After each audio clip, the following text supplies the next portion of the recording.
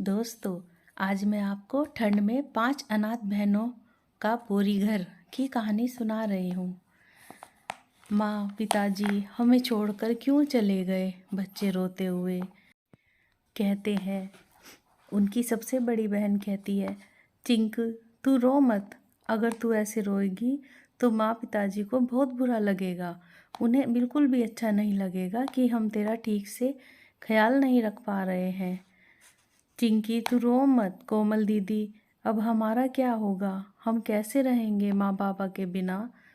उनके रिश्तेदार बोलते हैं, अरे चुप हो जाओ बच्चों, तुम्हारे माँ बाप भगवान के पास चले गए हैं।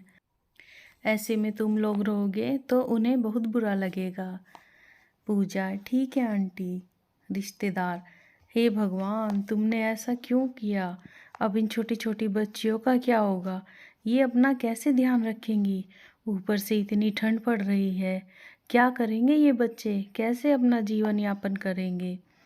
2-4 दिन ही कोई खाना दे सकता है, फिर तो इनको अपना ध्यान खुद ही रखना होगा। अब सारी उम्र का तो कोई इनका ठेका नहीं ले सकता। अंतिम संस्कार के बाद पांचों बहनें अपने घर आ जाती हैं। घर आने के बाद उन्हें अपने माता पिता की बहुत याद आती है और वे फिर से रोने लगती है। सबसे बड़ी बहन कोमल कहती है, तुम लोगों को याद है माँ कितने प्यार से हमें खाना बनाकर खिलाती थी? वो सब अपनी पुरानी यादों में खो जाती हैं।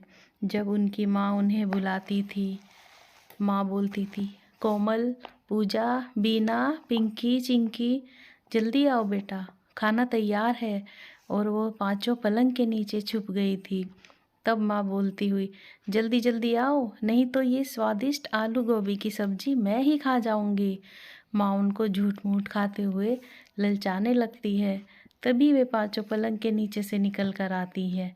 माँ माँ हम आ गए, आप सारी सब्जी मत खत्म कर देना, हम भी खाएंगे। और ये सब्जी तो हमें भी बड़ी पसंद है, हमें भी दो माँ। उनकी माँ कहती है, अरे मेरे शैतान बच्चों, ये तो मैंने तुम्हें बुलाने के लिए नाटक किया था। मैं तुम लोगों के लिए अभी खाना परोस देती हूँ। अब तुम लोग बैठकर आराम से खाना खाओ। तभी उनके पिताजी अंदर आते हुए, अरे भाई मुझे भी बड़े जोरों की भूख लगी है, मैं भी बच्चों के साथ ही खाना खाऊंगा। उनकी माँ कहती है, हाँ हाँ आइए आप भी बैठिए, मैं आपके लिए भी खाना परोस देती हूँ।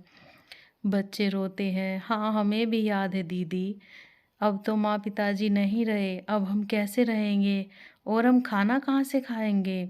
सबसे छोटी बच्ची चिंकी कहती है। कोमल बोलती है, तुम चिंता मत करो, अब हम अपना ख्याल खुद रखेंगे और एक दूसरे का सहारा बनेंगे। चाहे कुछ भी हो जाए, हम एक दूसरे का साथ कभी नहीं छोड़ेंगे। चिंकी, दीदी दीदी बहुत भूख लगी है और बड़ी जोर की ठंड भी लग रही है। पिंकी, हाँ दीदी मुझे भी ठंड लग रही है। पूजा, सेकंड नंबर की बहन कहती है, हाँ मैं देखती हूँ अगर घर में कुछ रखा होगा। वो घर के सारे बर्तन खोल कर देखती है, पर उसे उनमें कुछ नहीं दिखता और ना ही घर में कुछ भी राशन बचा था।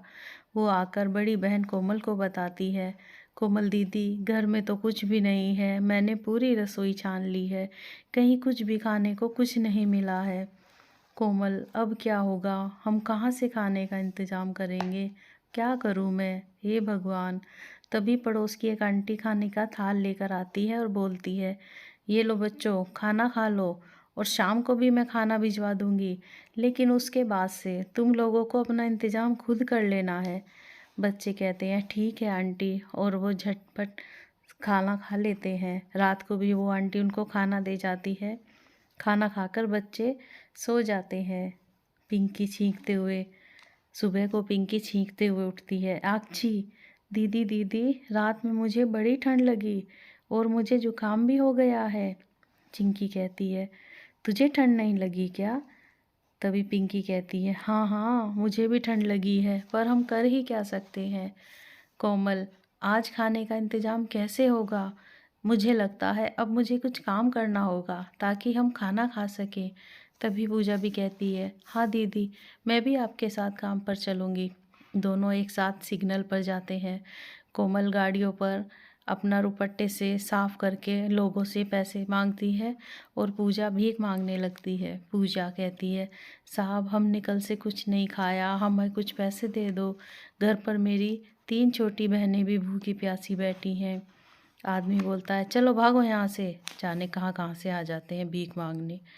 वह दूसरे आदमी से कहती है, साहब मेरी तीनों छोटी बहनें बहुत भूखी बैठी हैं, कल से हमने कुछ भी नहीं खाया। वो आदमी उसे दया करके 20 का नोट दे जाता है। ऐसे ही शाम तक दोनों बहनें कुछ पैसे इकट्ठा कर लेती हैं और तीनों छोटी बहनें कचरा बीनकर कचरे वाले को बेच देती हैं और वे भी कुछ पैसे ले आती है। इसके बाद पांचों बहनें शाम को कुछ खाना बनाती हैं और खा लेती हैं। दोनों बड़ी बहनें छोटी बहनों को डांटती हैं, तुमको मना किया था बाहर जाने को, फिर तुम क्यों गई बाहर? दीदी दीदी हमने सोचा हम भी कुछ काम करके थोड़े से पैसे ले आएं और आपकी मदद कर दें। चिंकी बोलती है, दीदी रात को बड़ी ठंड लगती है, हमारे पास ना रजाई है ना कंबल और ना ही कोई गर्म स्वेटर, क्यों ना हम एक कंबल खरीद लें? कोमल, ठीक है, अब हम और ज़्यादा काम करेंगे ताकि हम एक कंबल खरीद सकें। धीरे धीरे 6-7 दिन गुजर जाते हैं। दोनों बड़ी बहनें कोमल और पूजा सिग्नल पर गाड़ियां साफ करती हैं और पैसे इकट्ठा करती हैं और तीनों छोटी बहनें वही कचरा बीनकर उन्हें बेचती हैं और वो भी पैसे इकट्ठे करती हैं करके वो सब एक कंबल खरीद लेते हैं। पर यह महीना जनवरी का था। कड़कड़ाती हुई ठंड और बर्फीली हवाओं में वो कंबल काफ़ी नहीं था, उसमें भी उन्हें ठंड लगती थी। ऊपर से उनकी झोपड़ी भी टूटी फूटी थी जिसमें से ठंडी हवाएं आती थी। एक रात बड़ी ठंड थी और पांचों बहनें उस कंबल में कँपकँपा रही थी। चिंकी बोलती है, ओहो दीदी बड़ी ठंड लग रही है। हाँ दीदी, ठंड के कारण भी मुझे नींद नहीं आ रही, कपकपी सी बन रही है। इस टूटी झोपड़ी में से चारों तरफ से हवा आ रही है, हमें इसको सही करना होगा, पर अभी हम क्या कर सकते हैं? पिंकी बोलती है, दीदी वो बोरियां याद है जो माँ ने इकट्ठा की थी? वो बहुत मोटी और गर्म होती हैं, हम उन्हीं बोरियों से अपने घर के चारों ओर ढक देंगे। हाँ पिंकी, तू ठीक कह रही है, ऐसा ही करते हैं। हम अभी अपने इस कंबल पर कुछ बोरी लगा लेते हैं, उससे गर्माहट बनी रहेगी और हमें ठंड भी नहीं लगेगी। कोमल और पूजा 5 बोरियां लाती हैं, वो उन्हें कंबल के ऊपर जोड़ देती हैं, इससे वो आराम से सो जाती हैं और उन बोरियों से उन्हें गर्माहट आ जाती है। अगले दिन दोनों बड़ी बहनें झोपड़ी पर बोरी लगाने की कोशिश करती हैं, पर वे बोरी तो हवा से टिक ही नहीं पाती और बार बार नीचे गिर जाती हैं। अरे ये तो चिपक ही नहीं रही है। चिंकी, दीदी ये चिपकेंगी कैसे? कुछ चिपकाने वाली चीज़ भी तो चाहिए, और बीच में ये बड़े बड़े छेद भी तो हैं, इन्हें भी भरना होगा। कोमल कहती है, मेरे पास एक आइडिया है, क्यों ना हम मिट्टी में गोबर मिलाकर उस पे अपने घर से का लेप कर दें और बोरियों को उस पर चिपका दें और इन दरारों और छेद में भी भर दें। हाँ हाँ दीदी, ऐसा ही करते हैं।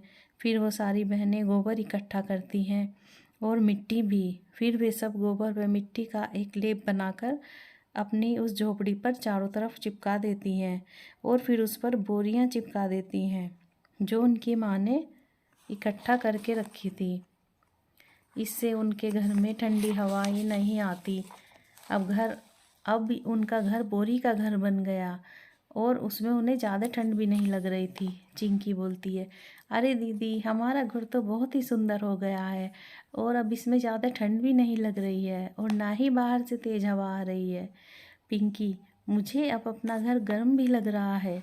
फिर वो खुश होकर सारी बहनें नाचने लगती हैं। धीरे धीरे ऐसे ही समय गुजरता गया।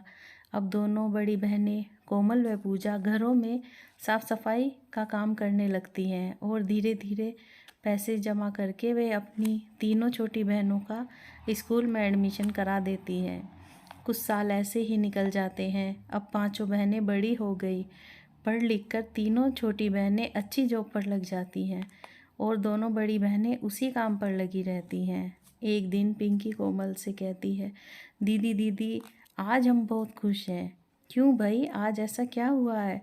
दीदी हमने अपनी सेविंग से एक घर खरीद लिया है, अब हमें इस बोरी के घर में नहीं रहना पड़ेगा। कोमल, क्या? बड़े खुश होते हुए, सच में ये तो बहुत ही खुशखबरी की बात है। हमें तुम तीनों पर गर्व है। हमें पता था कि तुम तीनों एक दिन ज़रूर कुछ बड़ा काम करोगी। पर दीदी, ये सब आपकी मेहनत का कमाल है। आपने दूसरों के घरों में काम करके जो हमें पढ़ाया लिखाया है, ये उसी का फल है। पर अब से आप दोनों काम नहीं करोगी। अब हम है ना, हमें इस बोरी के घर की भी बड़ी याद आएगी। इससे बड़ी यादें जुड़ी हैं हमारी।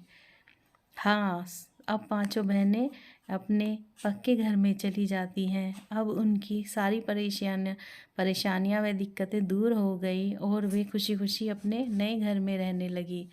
दोस्तों, अगर आपको ये कहानी अच्छी लगी हो तो like, share, comment and subscribe ज़रूर करें। Thanks for watching.